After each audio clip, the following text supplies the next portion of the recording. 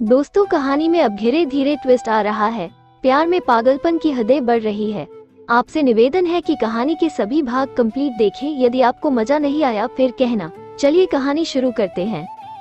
शहर आते आते शाम हो गई और जैसे ही घर में घुसा पिताजी का फोन आया तो मैंने उन्हें झूठ बोल दिया कि बॉस ने कुछ जरूरी काम दिया था, इसलिए जल्दी वापस आ गया। उस रात 2 बजे तक माल फोन का और दिमाग में रह रह के अश्विनी की बातें गूंज रही थी। एक हफ्ता बीत गया। शुक्रवार के दिन माँ का फोन आया और उन्होंने जो बताया वो सुन के मेरे पांव तले जमीन खिसक गई। मैंने बॉस से अर्जेंट छुट्टी मांगी, ये कह के कि माँ बीमार है, और मैं वहाँ से घर धाते हुए बाइक चलते हुए घर पहुँचा। भागता हुआ घर में घुसा और सीधा अश्विनी के कमरे में घुसा तो वो जैसे अधमरी वहाँ पड़ी थी। उसके कपड़ों से बू आ रही थी और जब मैंने उसे उठाने के लिए उसका हाथ पकड़ा तो पता चला कि उसका पूरा जिस्म भट्टी की तरह तप रहा था। मैंने पानी की बूंदें उसके चेहरे पर छिकी तो भी उसकी आंखें नहीं खुली। मैं भागता हुआ नीचे आया तो आंगन में माँ बेचैन खड़ी मिली। उन्होंने बताया कि घर पर कोई नहीं है सिवाय उनके और अश्विनी के। सब किसी न किसी काम से बाहर गए हैं। बीते 6 दिन से अश्विनी ने कुछ खाया नहीं है, न ही वो अपने कमरे से बाहर निकली थी। 1-2 दिन तो सबको लगा कि बुखार है, अपने आप उतर जाएगा, पर उसने खाना पीना भी छोड़ दिया। ये सुन के तो मेरी हालत और खराब हो गई और मैं घर से भागता हुआ निकला और बाइक स्टार्ट की और भगाते हुए बाजार पहुंचा और वहां जाके डॉक्टर से मिन्नत करके उसे घर लेके आया। उसने अश्विनी का चेक अप किया और मुझे तुरंत ड्रिप चढ़ाने को कहा और अपने पैड पर बहुत सारी चीजें लिख दी जिसे मैं दोबारा बाजार से लेके आया। मेरे सामने डॉक्टर ने अश्विनी को ड्रिप लगाई और मुझे खड़ी हिदायत देते हुए समझाया कि ड्रिप कैसे निकालना है।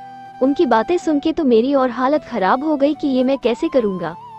पहली बोतल तो करीब 1.5 घंटे में चढ़ी, पर उसके बाद वाली चढ़ने में 3 घंटे लगे। मैं सारा टाइम अश्विनी के कमरे में बैठा था और मेरी नजरें उसके मुख पर टिकी थी और मन कह रहा था कि अब वो आंखें खोलेगी। माँ ने खाने के लिए मुझे नीचे बुलाया, पर मैं खाना ऊपर लेके आ गया और उसे ढक के रख दिया। रात के 1 बजे अश्विनी की आंख खुली और मैंने तुरंत भाग के उसके बिस्तर के पास घुटने टेक कर उसके सर पर हाथ फेरते हुए कहा, ये क्या हालत बना ली तूने। उसके चेहरे पर एक प्यारी सी मुस्कुराहट आई और उसने पानी पीने का इशारा किया। मैंने उसे सहारा देके बैठाया और पानी पिलाया, फिर उससे खाने को कहा तो उसने ना में गर्दन हिला दी। देख, तू पहले खाना खा ले, उसके बाद हम इत्मीनान से बात करते हैं। पर वो अब भी मना करने लगी। अच्छा, तू जो कहेगी वो मैं करूँगा, बस तू खाना खा ले। देख, मैं तेरे आगे हाथ जोड़ता हूँ, मैं तुझे इस हालत में नहीं देख सकता। ये सुन के वो फिर से मुस्कुराई और बैठने की लिए कोशिश करने लगी और मैंने उसे सहारा दे के बैठाया और फिर अपने हाथ से खाना खिलाया और फिर दवाई दे के लिटा दिया। मैं सारी रात उसी के सिरहाने बैठा रहा और जागता रहा। सुबह के 4 बजे उसका बुखार कम हुआ और उसने अपना हाथ मेरी कमर के इर्द गिर्द लपेट लिया और सोने लगी। सुबह 8 बजे पिताजी और ताऊ जी शादी से लौटे और तब तक मैं अश्विनी के कमरे में बैठा ऊँघ रहा था। मुझे उसके सिरहाने बैठा देख वो दोनों बहुत गुस्सा हुए और जोर से गरजे, उतरा नहीं इसका बुखार अभी तक।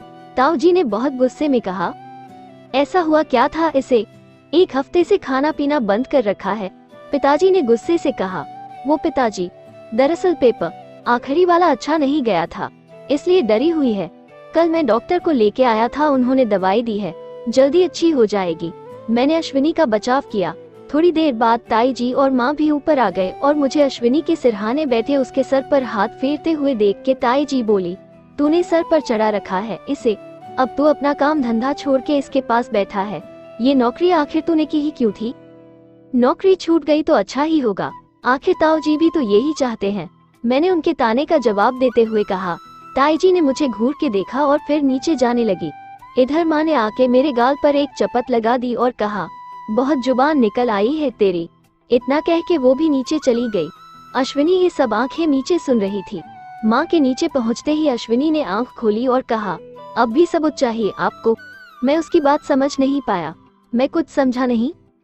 अश्विनी, मेरी बीमारी सुनते ही आप अपना सारा काम छोड़ के मेरे सिरहाने बैठे हो, सबसे मेरा बीच बचाव कर रहे हो, दवा दारू के लिए भाग दौड़ कर रहे हो, और तो और कल रात से एक पल के लिए भी सोए नहीं। अगर ये प्यार नहीं है तो क्या है। मैं पगली, मैं तुझे कैसे समझाऊं, मेरे मन में ऐसा कुछ नहीं है। अश्विनी, आप चाहे कितनी भी कोशिश कर लो छुपाने की, पर मेरा दिल कहता है कि आप मुझसे प्यार करते हो।